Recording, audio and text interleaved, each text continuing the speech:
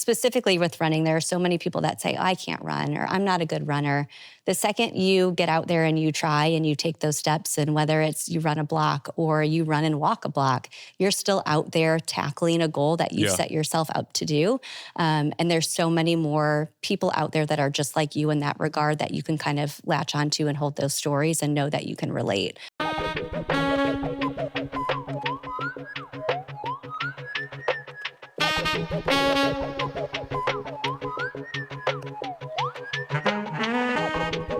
We're good? Y'all ready? You good? Ready? Good. All right, ready? All right.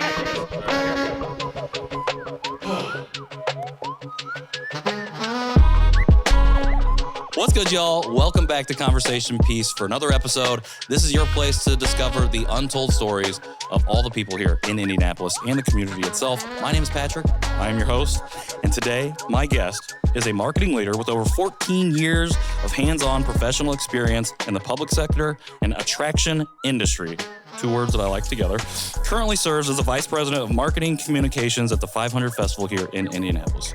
She's also an avid runner, community builder, brand developer, and an overall cool human being, as we've been discovering here before we hopped on mic. And we're going to get into a lot of that right now. So without further ado, it is my great joy and privilege to welcome Lindsay Labas to the show. Thank you so much for having me. 100%. I don't know if you've watched or listened to any episodes, but we generally like to start with extremely difficult questions. So I'm going to start with a really difficult question. Sounds good. Did you get a run in today? Not yet. Okay. Do you do runs daily? Not daily. I would say about 2 to 3 times a week right now. Okay. I like it. I want to start with running, and because I know it's a big part of kind of your personal identity. And it was a lot of what we talked about in our pre-meeting when we're coming in here. And we're going to talk about the 500 Festival, which is not specifically about racing. There are ties to racing, but I wanted to start with running and ask kind of like, what was the background for you? What got you into running, and why do you think that's something that's kind of carried through? Yeah. So I started running in, I think it would be elementary school, middle school timeframe, and was on the cross-country team. At that time, we did 3 miles. That was basically like around the block of the school, which was great. And then I took a lot of time off, and I didn't run again after that until really college time and right after college.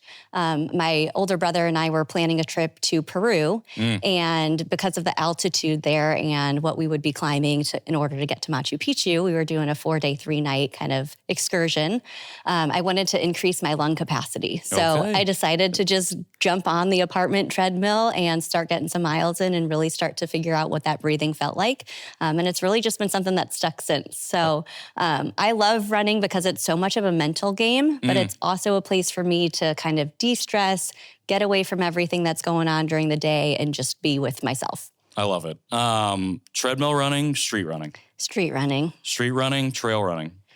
Ooh, that's tough. I think it depends on the race. Okay. I have noticed a difference just between how long you can go. So I feel like you can go a little bit longer on the trail because it's not as hard on the knees and the body. Sure.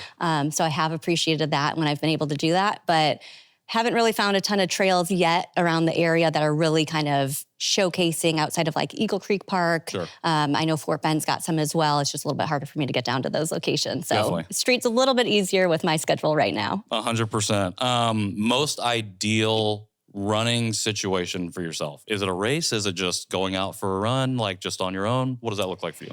It would be just going out and running. So I am not a planner when it comes to running, which is completely different than the rest of my life. I like that because I feel like when I used to run distances, I had to have it structured. I need to know where I'm going and how long I'm going to be on there and how long it's going to take. That is the complete opposite of me. I am very much, I do have a plan that I put together myself just to kind of gauge of where I should be mileage-wise. But then if I'm not feeling it that day, it's not a big deal. I don't stress out about that. I think that's been a big thing that I've kind of helped me stick with running. And I don't ever really put together where I'm going. So I'm very much Magellaning. I don't know if that's a word. I like it. It is now. That's a new word for us, for real. Go out and I run. I know pretty much of like what mileage looks like just from driving around Carmel in the area and where I need to get and where I need to go. So I just kind of find my way along and try to hit up as many parks as I can, go through some neighborhoods. And really, I just love checking out what's around me. So I get very lost in my surroundings when I go out for a run. I like it. That's the one thing I liked about street running was just that, okay, it's not a track. It's not just one lap. It's not just one road. Like I can kind of choose where I want to go. But again, I'm a structure guy when it comes to running. I'm like, I need to know. So I like that you can just kind of go out and do the thing and do it in the place in the community that you live. You mentioned that you're in Carmel. You spent the first part of your career doing marketing for the Carmel Clay Parks and Recreation Department. What took you to the parks? Obviously, you talked about you had a gap between your running experiences, then you got back into running, started on a treadmill. You're more of a street runner, but I feel like you had to have spent some time in the parks. Was there something specific that drew you to CCPR specifically? Yeah, so that's really how I grew up. So we grew up, I've got four, oh my gosh, let me start that over. Do not have 4 brothers.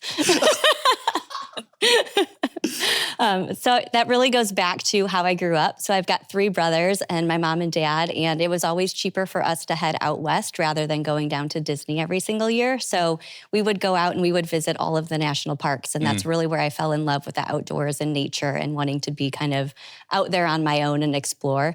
There's something that comes with climbing a mountain and getting up to the top and being able to say, I conquered this, I was able to do this. And I think that ties so much closely with running as well, as you're setting those goals and you have to take every single step to get to that final kind of place that you conquer, crossing that finish line, that triumph. So I think those two kind of go hand in hand, but the park side of things was I tend to go into employment and career opportunities where I have a really big passion behind it. And for me, that was Parks Department. So I loved being outdoors. I don't know a lot about trees and nature and animals. I'm not on that side of things. But just knowing kind of how I grew up and that I had a passion for that, I knew I could easily talk about it and market it. And that's very similar to where I'm at now. And it was just laying in the different things that I would learn along the way on the job in terms of being able to speak about what a greenway is versus what a park is and what a waterway is and watershed. And that's all stuff that you kind of just learn throughout the job. But being able to have that passion, I feel like you could put 100% in. So that's what brought me to parks. I definitely learned on the job with that. So my history was I went to Purdue University and majored in graphic design. So I was more on the arts computer side of things. Moved up to Itasca, Illinois area for a little bit after that and worked for a trucking company and did a lot of their design and some of their campaigns. And I wanted more than that. I'm somebody who always kind of wants to keep learning and always wants to add more to my plate, whether that's good or bad. And that was just kind of what happens with Carmel. So I went on board there to bring their design in-house. And little by little, year after year, I just started getting more into that marketing world. And that's kind of what led me to where I am today. I love it. Is there something about telling the story of not just the Parks Department, but the community involved in the Parks Department that really stuck out to you and something that you kind of took with you as you transition to the 500 Festival? Yeah, so I am a very behind-the-scenes person. I know we talked about that earlier. I am an introvert, and I like just being able to tell everybody else's story and get them to experience everything that I talk about through my marketing and promotions that I do. So it's easy for me to kind of sell and speak about it because of the community and the people that are involved in it, because they're the ones that are having those experiences, and I'm able to tell those stories and share it with the world. Yeah, well, like you said, you're passionate about it, something that you're passionate about. And the community runs through your veins and your family's veins. It's part of who you are. I know you were involved with a lot during your time there as well. And I like the idea. I like this idea of wanting to tell other people's stories. So I was wondering if I could ask, or if you could share a little bit about your experience bringing the Roundabout Playback Theater program to the Parks Department. Yeah, so the Roundabout Playback Theater group was something that was developed by an individual, Michelle Yaden, who used to work for Carmel Clay Parks as well. And it is part of the inclusion program that takes place there. And it's something that she really helped get off the ground and running. And that's another area where I am super passionate about. I believe in everybody participating, no matter the ability or level, just having somebody be able to be seen as everybody else. There's no divide there. And that program was something that was really able to do that. And these students came together, and her participants, I should say, came together and were able to put on a play after really practicing through throughout the season and learning their lines, learning what they needed to do through movement and through action. And it was just this really moving piece that was done at the end. I mean, you would have tears in your eyes crying every single time that you saw it. And that was something that was just really cool to be a part of and being able to extend what we would do to this group of individuals. Yeah. When I came across it, I was like, I feel like in the last year or two, I had heard of a similar type of program. I think it's kind of gotten bigger, dramatic therapy or something like that. Yes. Yeah. And I thought it was really cool. And I thought it was really cool that this was a program that kind of started here in Indy. It did. And I think that's not something that you hear very often, inclusive programs like that, starting here in the city. I mean, I guess it was in Carmel, but that's neither here nor there. I think the other thing that I saw once I came across that article about the group was seeing that you do, at least from your behind-the-scenes position, a lot of advocacy work for the disabled community, and that shows up time and time again. And I was wondering if there was a specific moment that you realized you could utilize the work that you do to help build a more inclusive place for specifically the disabled community. Yeah, I think that comes into play a lot with that storytelling. Sure. And like I said, I don't see anybody any differently than anybody else. And I think it's really important to be able to talk about that community as a whole. I'm always looking to gain partnerships in that world. We work with Ainsley's Angels right now with the 500 Festival, and just being able to get their name and organization out into the world is also super important for me. And then just being able to tell what they're also experiencing. You know, they're no different than anybody else that's crossing that finish line and probably doing things that are even harder for them. And just being able to talk about that and get that out into the world, I think is super important. I also, on the running side on my own, I am part of the I Run For program as well. So I Run For Michael was the origination of that. And I have what's called a buddy who's up in the Dakotas area, Mira, and you're basically supposed to devote your runs to this individual because they are not able to run. So that's something that I hold very dear to my heart. So on my runs, I always think about Mira when I'm out there, and you know, I devote those to her as well. So the inclusive community is something that I'm very passionate about as well. I love that. Shout out to Mira. And I bring that up because I appreciate when people utilize their privilege to stand in the gap for other people and either build bridges or act as the shield or whatever it might be to support communities.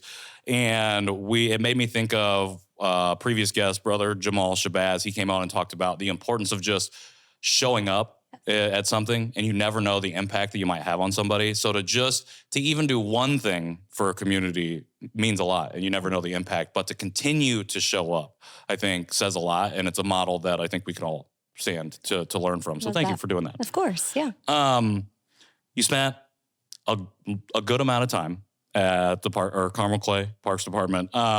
What was it like to make what prompted the transition to the 500 Festival? Looking for something different and new. So 14 years is a lot of time to devote to something. It's crazy. That still in my brain is just so long of a time frame that I was there. For sure. But being able to make the impact that I did while I was there was something that I took with me as well. But I was looking for just a little bit of change, something a little bit different, and utilizing what I learned there, because I really grew up through working with them. I was there for 14 years on the personal side.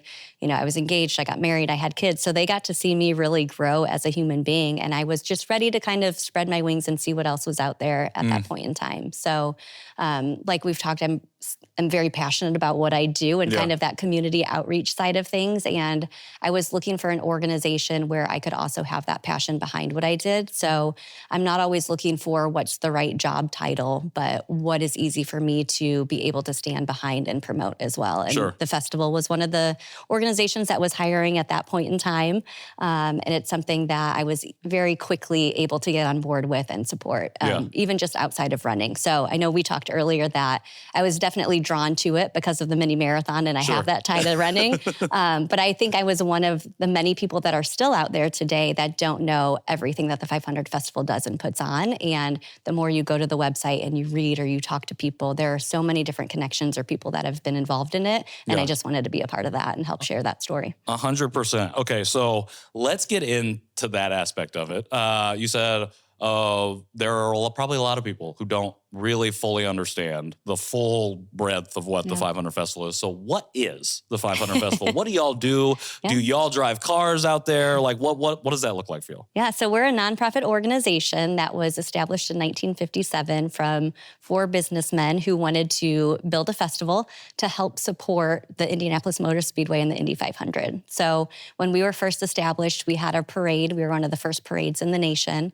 And they started creating this organization to have special events. So that's in the grand scheme of things, that's the quickest way to sum it up for everybody. And that's exactly what we do today. So our mission is to produce these life-enriching events for the community, to create a positive impact on both the city of Indianapolis and the state of Indiana, and to celebrate the Indianapolis 500. So all of those 3 things are what goes into every single program and event that we offer, not just throughout the month of May, but heavily the month of May. And we definitely take that into account. And we tie a lot to the Indianapolis Motor Speedway, obviously with the Indy 500, because that is one of our pillars of the mission, to celebrate that. And we work very closely with them just to, see if we can have drivers in some of the events and programs that we offer, and how we can tie to their theme for the year, and really just want to have that conversation there. So there is definitely some gray area between our 2 organizations to the community, but that's not a bad thing. I think there's always going to be that gray area as long as we internally know which areas we need to be in. Yeah. Is there a part of the gray area that is the kind of the most common thing that people maybe misunderstand when they're coming to asking questions about it? I think when people hear specifically that I work for the 500 Festival, it's like, oh my gosh, you do the race. And it's like, well, no, not exactly. There's other people that do that, but we do all of the events and celebration that lead up to it. So I think that little divide, while it seems very little, it really is a huge difference, because the team at IMS does so much that's tied to racing in general. They work with IndyCar as well. Yeah. They're in their own world and we're kind of in our own world, but we also have to work together as a joint unit because all of our missions tie together. Sure. It's a Venn diagram that makes a lot of sense. Very much it's a good Venn diagram. It's not a circle. Yes. I don't know what I was trying to say. That's actually part of our onboarding documents is a Venn diagram. If you guys are hiring, I already know it. So no, I'm just kidding. Okay. One of the things you said, like, a lot of people think when they hear 500, instantly they think about the race. Instantly they go to May. Yes.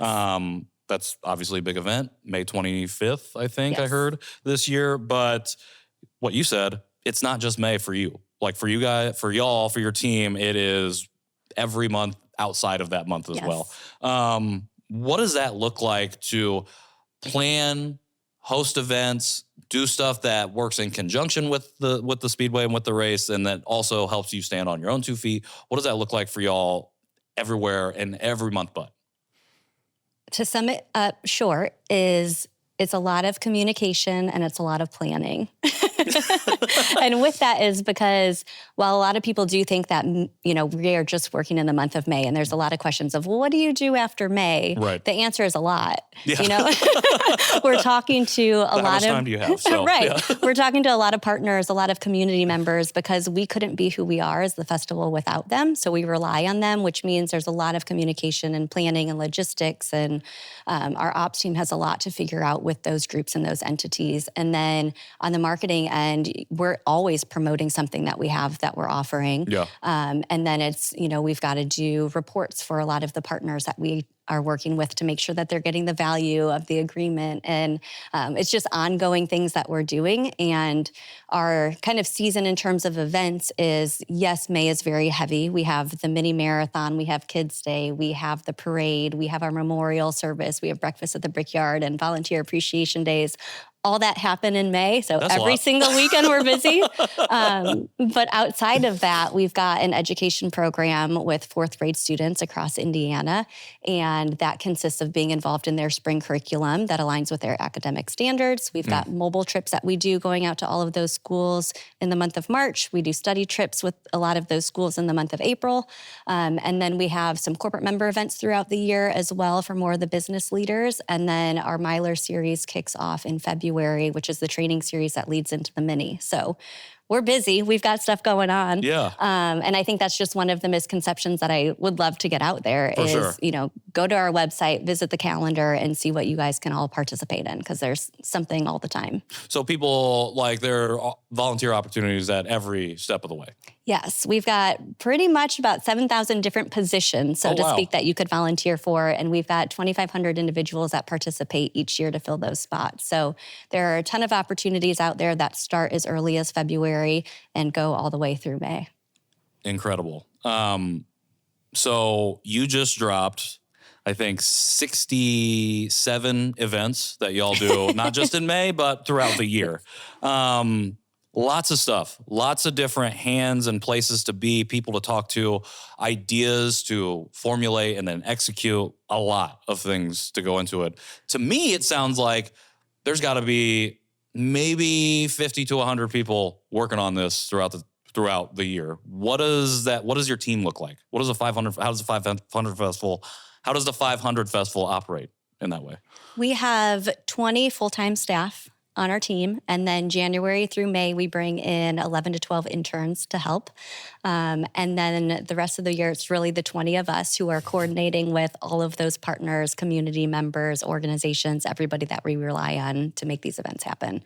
So it is a small internal team, Yeah. but we need the world outside of it. Well, you said you have 7,000 open positions for people to volunteer, Yes. 2,500 generally that help throughout the year. So it's not like it's only the 20.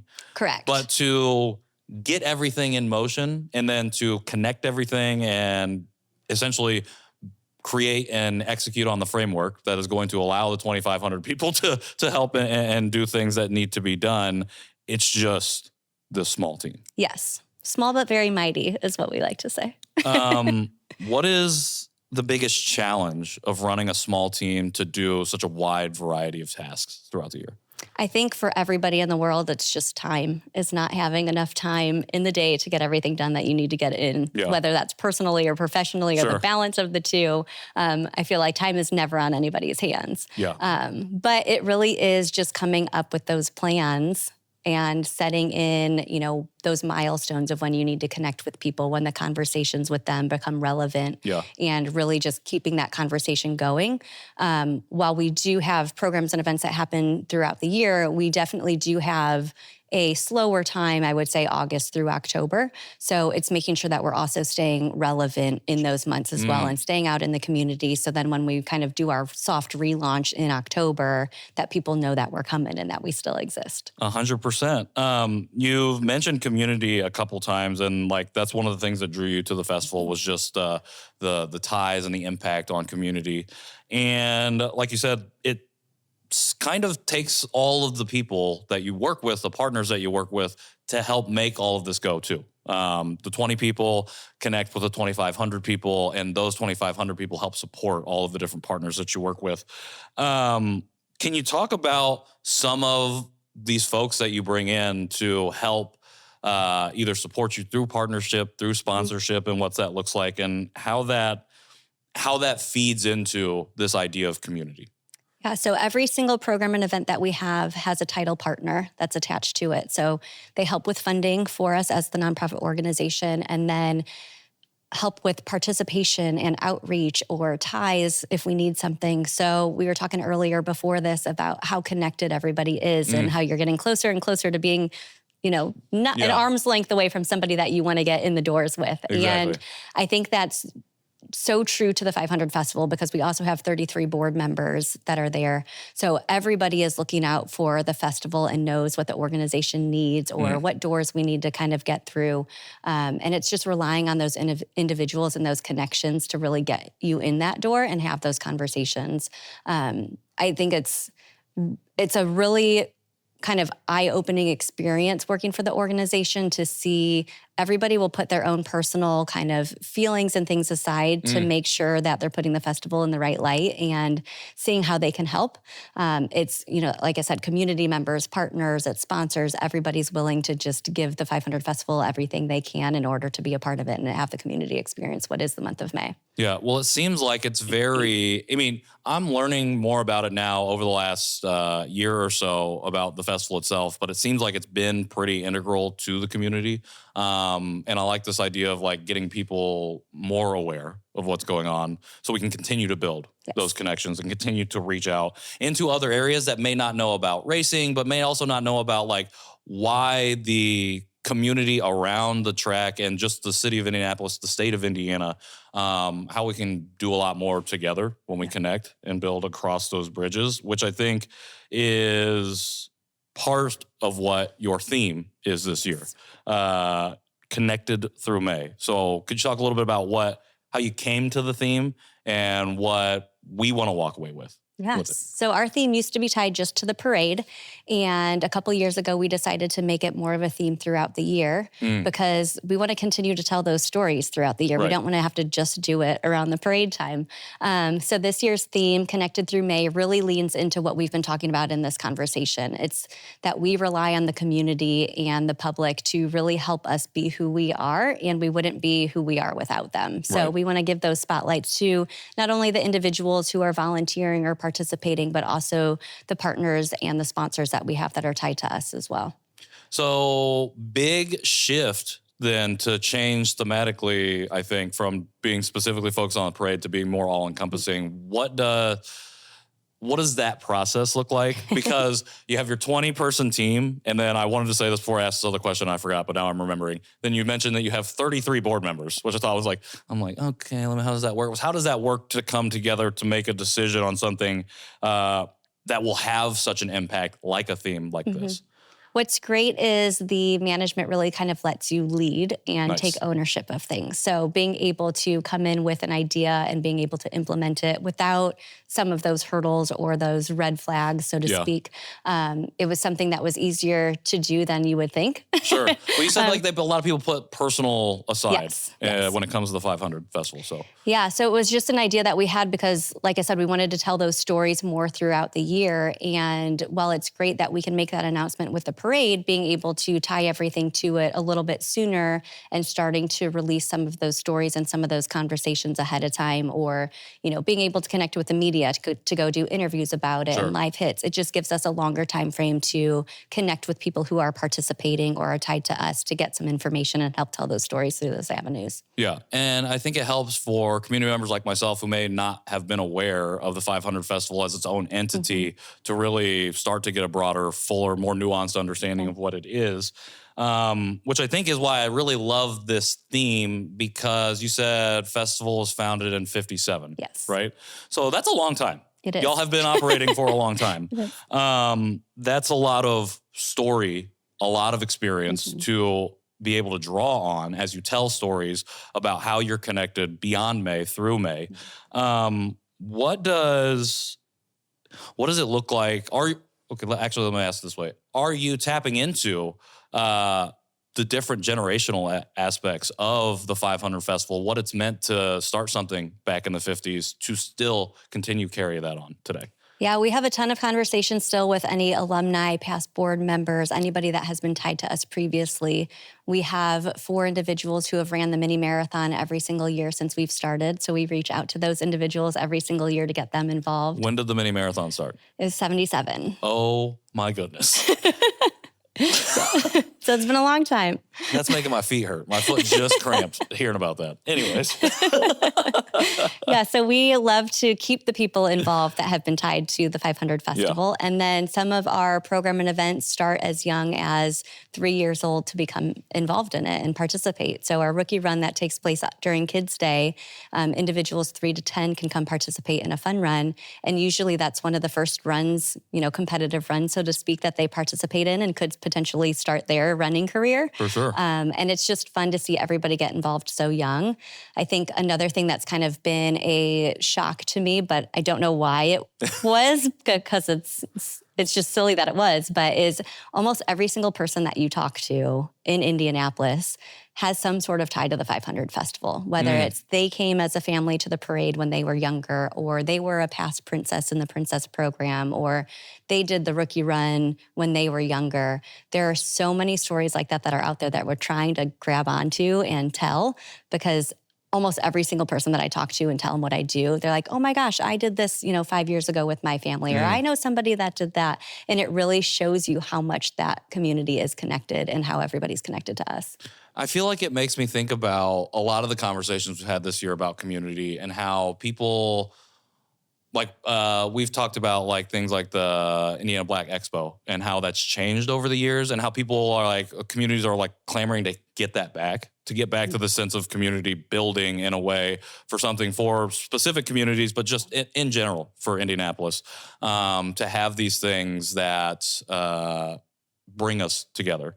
And I love that the festival, the parade, or whatever the program might be, has kind of stood that test of time. Has there been a specific story or experience that you've heard that really stood out to you and made you think, okay, you've been here for 4 years now? Just 4 years at the festival, worth it for this one story? I can't pick just one because there are so many good ones that are out there. It's just being in our position and seeing some of the emails that come across. I know our registration and ticketing person, she's had somebody that she's communicated with year after year, has built a relationship who was, she was invited to this lady's birthday party and she was made a quilt. And you just really become so connected with the individuals that are participating. And for me, you talked a little bit ago too of like being there and being present and showing up. And it's being there for that last runner who crosses the finish line at the mini marathon and not walking away because you've got something else, quote unquote, more important to do. There's just so much that you can kind of do with the community and stay connected, and just, I don't know, it's those stories that really kind of shine to me. As there's more out there. We just need to figure out how to get them and tell them, because every single person that participates in our programs is important and probably overcoming something in some way. I love that. And I feel like that's a stance that not a lot of people take anymore, in that every individual person's story matters, and carries an equal amount of importance. We're just all going through different stuff. Right. And we experience things differently. We can all run the mini marathons in 77, but all of our experiences running the mini marathons in 77 are different. But I think that's what makes a community, that's what makes a city, a family beautiful, is not that we all walk in a uniform line and all have the same experience, but we can all do the same thing and have 60 different experiences. Exactly. And I think what I'm taking away from this conversation so far is just how connected we really all are, even when we don't see those connections. You talked about we're trying to uncover different ways, new avenues to tell some of these stories.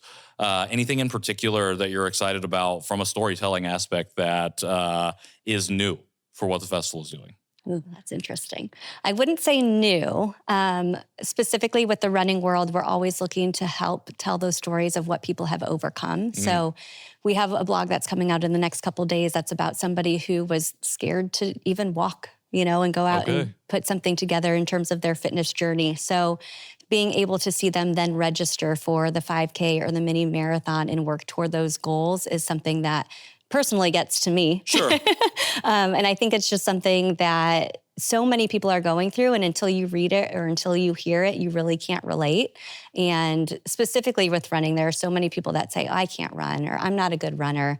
The second you get out there and you try and you take those steps, and whether it's you run a block or you run and walk a block, you're still out there tackling a goal that you set yourself up to do.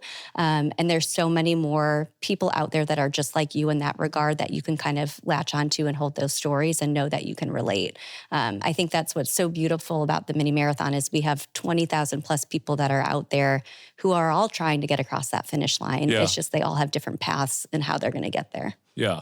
We're always trying to operate it from another person's ideal perspective. And I think that's one of the most difficult things about running is realizing, I'm just doing this for myself, which I love about your mindset with running. It's just like, if you can just go out there and run and not think about it, you just think about literally anything else but the activity that you're doing. Like, it can be beneficial to you, a good, maybe mental health reset. And I think sharing those stories about folks, even overcoming that kind of fear, I think is important, particularly from a runner standpoint. you talked about the mental aspect of running that you really liked a lot. You've also talked about the way you run being antithetical or opposite to how you kind of go about your professional life, which, as we've talked, you have so many things that you're doing. Small team, got to be structured, got to be on top of communication.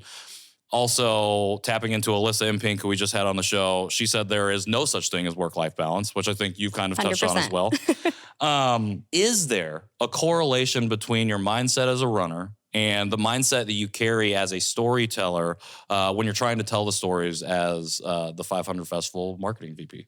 Yeah, so I think for me, hardworking is probably a word that kind of describes both myself through running and the work world.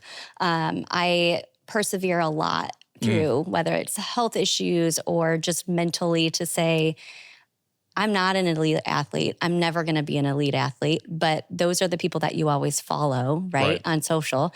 And you know you're probably never going to get there because you don't have the time or the regimen in order to do it. So it's, how do I set myself up with goals that I know that I can achieve, but also challenge myself to get to that next step. And that's very much who I am in the career world as well, of I'm not satisfied just sitting and not doing anything in any fashion of my life. So I'm always trying to figure out, what's that next challenge? What can hit my plate that I'm uncomfortable with? This podcast was one of those things. I told you guys that, I'm used to the 1 to 2 minute snippets in terms of interviewing with media, but sitting here for 50 minutes is scary. But it's about taking that step and mentally being able to push yourself to do that. And in the work world, for me, I didn't go to school for marketing. Everything I learned was hands-on. I had some really great mentors along the way. So there probably are times where I feel like I've got that imposter syndrome of, I'm a VP of marketing, but what can I really, what am I really bringing to the table? And a lot of that is mentally getting yourself to believe in yourself and to push yourself to that next step. And I think that happens both for me in running and at work. I love that. Okay, I have another related question. Unstructured in your day-to-day runs, do you have a structure to how you operate when you race or are training for a race? Win? No. I'm just kidding. I just told you I'm not an elite athlete. That's not going to happen. But right. But I didn't know if you're like, okay, I'm going to sign up for this thing or this race and I'm going to run it. And then I didn't know if there was like, I have a plan for myself, not to like, I'm going to be an elite athlete, but just like, this is how I'm going to approach this. I would say it's more so on the nutrition hydration side of things where I have a plan. I know what mileage I'm going to take my Humagel or when I'm going to take the, noon packet, whatever that looks like. I know where I'm going to have those water breaks and things like that. Outside of that, I just run based on feel. So I don't have those set like I need to have these splits or I need to go, beat myself in the last one. You always try to say I'm going to go PR. But whether or not your training's really led you to get you to that point is a different story. But yeah, I'm all just go out and run on feel, kind of push myself when I feel like I'm doing well. I feel like I'm the complete opposite of a lot of runners. I don't look at course maps before a race. I just want to go out and follow the signage and figure it out. Please signage be up. Okay, I love that answer. And so how I was going to tie this back to the festival is you run based on feel, even in your races. Is there ever a time where you're tapping into an aspect of that as you're doing this work beyond May and even in May, where you're just like, hey, we're just going to feel this out and see what happens? I think a lot of the time. In events, you have to be flexible. I mean, you could plan for a sunny 50-degree day, and in April, you've got snow. Classic that happens.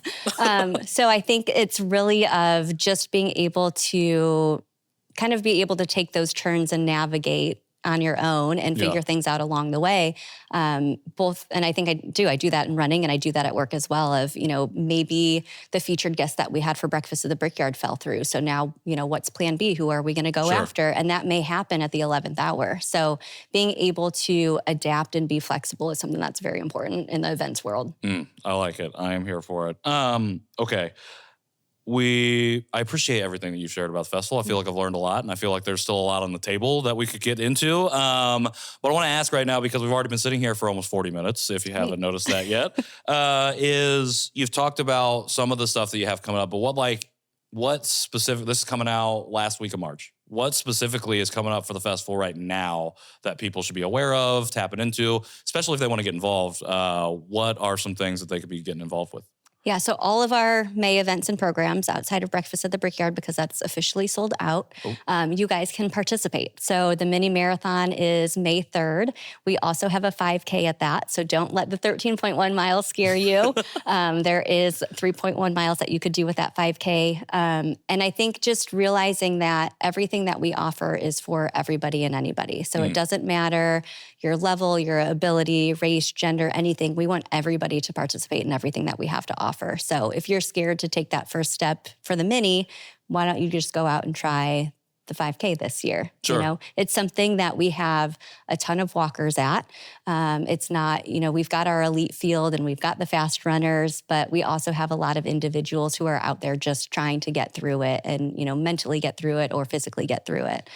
So we've got that coming up. We've got our Kids Day and Rookie Run, which is more geared toward families. Kids Day is free and open to the public on Monument Circle. And then the Rookie Run, I believe, is $10 registration for those little rookie runners to go out there and conquer, whether it's a block or 3 blocks of mileage. Okay.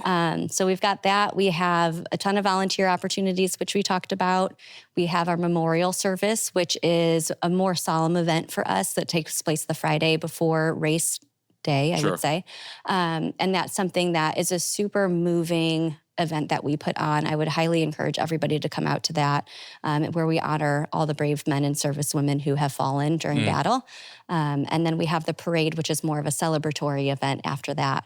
A lot of those are free to the public, so it's just a matter of coming out on those days during the time frame that they're offered. But a few of them do have tickets, like the mini marathon has registration, parade has ticket sales. So I would just say, go to our calendar events on our website, see what all we have to offer.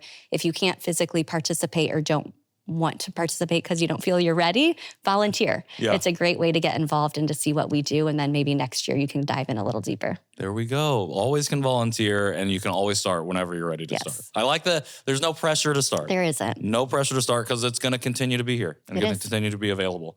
You've been in the role and with the festival for 4 years now. Biggest change in you over these 4 years at the festival? Biggest change in me, I would say, is just continuing to build relationships. So I've talked about how I'm an introvert, but being able to step out and take on challenges.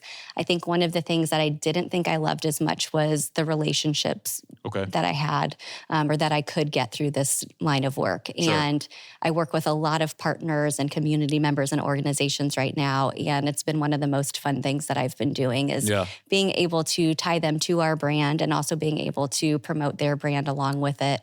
It's something that I found a lot of joy in. I love that. And behind the scenes person, that I feel like networking and connecting and building relationships like that can feel sometimes maybe front of camera, but we need those people those nail people who can tie everybody together. Exactly. And it seems like over the last 4 years, you've really done that with the festival, and it's continued to excel and exceed expectation. And it seems like a lot of people, I know about it now. So it's reaching people who need to be hearing about it. So I think y'all are doing some really great things. Speaking of community and people, we have a recurring segment on the show called Give Them Their Flowers, where we ask our guests to shout out someone or an entity or people who they feel like deserve their flowers at the moment. So Lindsay, I want to ask you, who do you think, or who would you like to give their flowers to today? Everybody. Can I do that? You get a flower and you get a flower. You can give flowers to whoever you'd like. I love it. I think my biggest shout out is going to be to the volunteers that are tied to our organization. I believe in volunteer work. I know that it goes a long way for organizations, especially small organizations who don't have the hands to do everything. And I just appreciate that group of people so much. I love seeing them out at our events. They're always smiling, always having a good time. And they're just a great face to be out there. And we just appreciate what they do so much. Shout out to volunteers. We have been, especially in the last few years, hosting a lot of huge events in the city. And each one that I've been to and each of the times that I've been talking to people, like the volunteers have always come up as like literally the glue that is holding these events together, especially when we just throw some of them together in about 2 months. So it really does take the city. It takes all of us as a community to come together to have these conversations, but then to just put boots on the ground and give everybody or show everybody what we're really about here in the city. So I appreciate that. And I have an idea now that I'm thinking about now that we said that. But we'll talk about that later. I really appreciate you coming on here and talking about the festival. Anything that we didn't touch on that you really want to make sure that we talk about before I get ready to wrap us up? Yeah, okay, great. I know that you were nervous coming on here, and I feel like you've crushed this interview, this conversation. Thank you.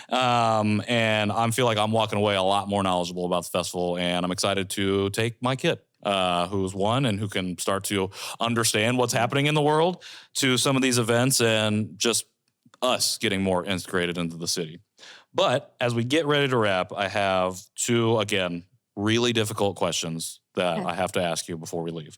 And then one final question after that. Where's the best ice cream in the city? Oh, man.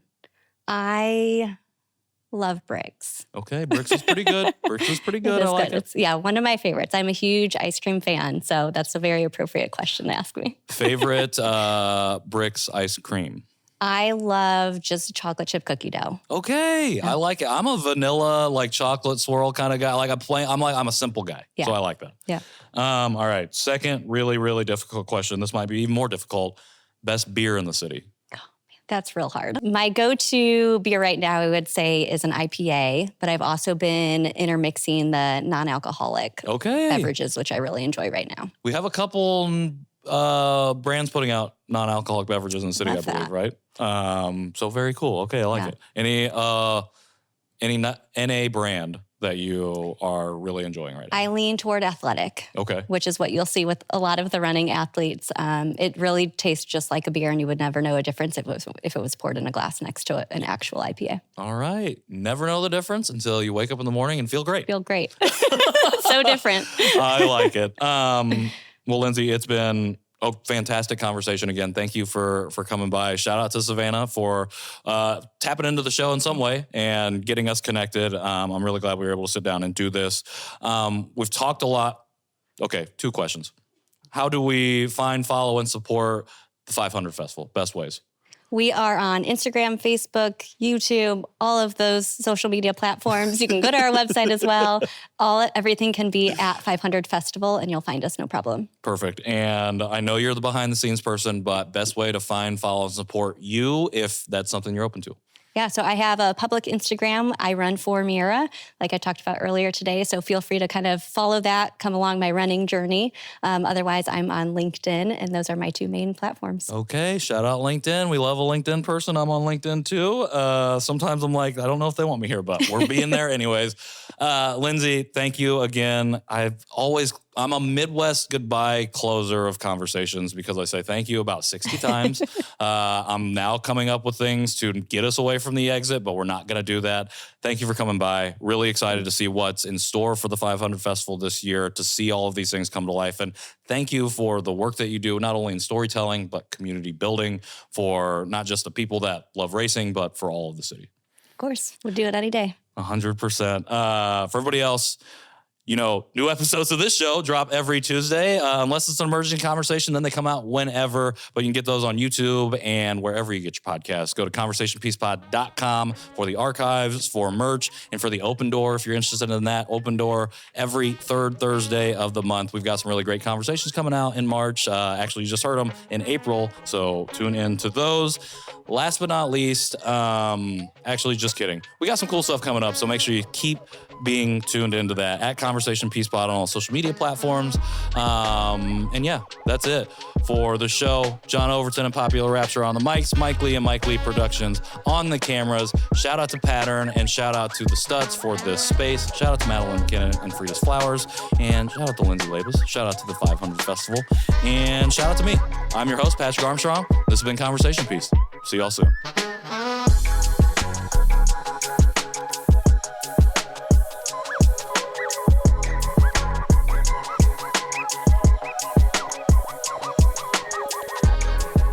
We're good? You all ready? You good?